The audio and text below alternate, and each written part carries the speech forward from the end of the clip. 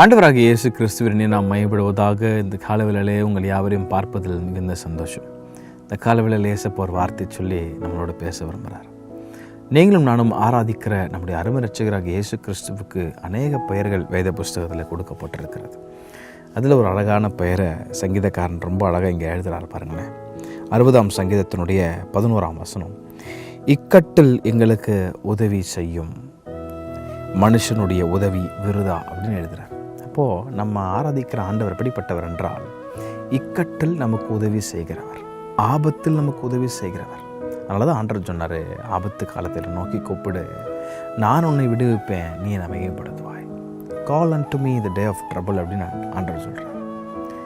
துன்பம் வரும்போது, ஆபத்து வரும்போது கர்த்தரை நோக்கி நாம் கூப்பிடும்போது கர்த்தர் எவ்வளோ ஆழமாக இருந்தாலும் நம்முடைய கரங்களை பிடிச்சி தூக்கி எடுத்து உயர்ந்த கண்மலையின் மேல் நிறுத்த அவர் போதுமானவராக இருக்கிறார்.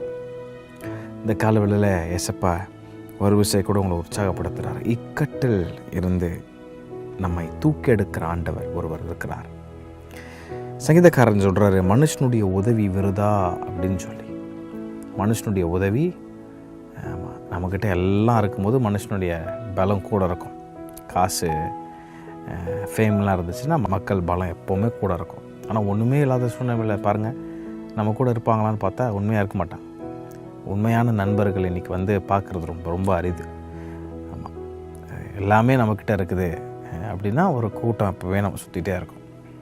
அது உண்மையான உறவான்னா அது ரொம்ப டவுட்டு தான்.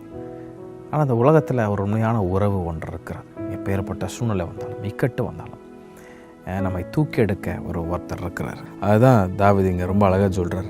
60:11, இக்கட்டில் எங்களுக்கு உதவி செய்யும், மனுஷனுடைய உதவி விருதா.